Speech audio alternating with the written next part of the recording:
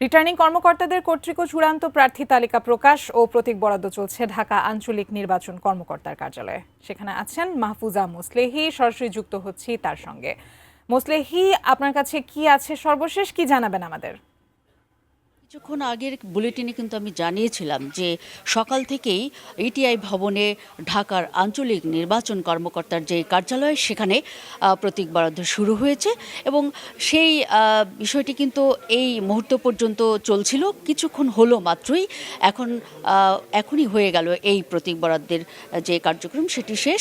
আমরা দেখেছি যে এখানে মোট 13 এবং 15 দুটি আসনে 17 জন প্রার্থীকে তাদের প্রতীক বরাদ্দ করা হয়েছে। এর মধ্যে হেভিওয়েট যদি বলি আমি, ঢাকা 15 আসনে ধানের শীষ থেকে কিন্তু আমরা দেখেছি শফিকুল ইসলাম মিল্টনকে বিএনপি মনোনীত প্রার্থী ধানের শীষ প্রতীক বরাদ্দ করা হয়েছে এবং জামাতের আমির শফিকুর রহমানকে কিন্তু তাদের দলীয় প্রতীক দাঁড়িপাল্লা প্রতীক বরাদ্দ করা হয়েছে।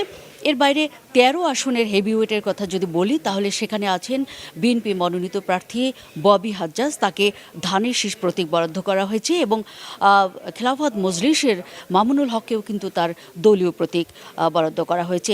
স্বতন্ত্র প্রার্থী এরকম দুজন ছিলেন যাদেরকে কিন্তু কলম এবং কলস প্রতীক বরাদ্দ করা হয়েছে।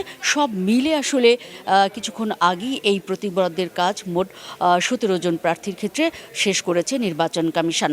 তবে এই কার্যক্রম শুরুর আগে আমরা যেটি লক্ষ্য করেছি, সকালে এসেই নির্বাচন কমিশনের পক্ষ থেকে যারা এখানের প্রার্থী হিসেবে এসেছিলেন, যারা লড়বেন আগামী ভোটের মাঠে, তাদের বেশ কিছু আচরণবিধির যেসব মানার ক্ষেত্রে যে নির্দেশনা সেগুলো কিন্তু তারা দিয়েছিলেন এবং এখানে আমরা লক্ষ্য করেছি এই দুই আসনের জোন ওয়াইজ যারা আইন শৃঙ্খলা বাহিনীর কর্মকর্তা হিসেবে নিযুক্ত আছেন, বিশেষ করে দায়িত্বরত সেনাবাহিনী কর্মকর্তা, পুলিশের কর্মকর্তা, তারা কিন্তু এখানে এসে প্রার্থীদেরকে আসলে আচরণ বিধিমালা কিভাবে তারা পরিপালন করবেন সে বিষয়েও নির্দেশনা দিয়েছেন এবং সব মিলে তারা যেটি জানিয়েছেন যে 13 আসন এবং 15 দুটো আসনেই আসলে আইন শৃঙ্খলা রক্ষাকারী বাহিনী সম্পূর্ণ আইন অনুযায়ী নির্বাচন অনুষ্ঠানের বা আয়োজনের যে চেষ্টা সেটিতে সচেষ্ট থাকবেন এবং কোনোভাবেই কোনো দলের প্রতি তারা বিশেষ পক্ষপাত দেখাবেন না।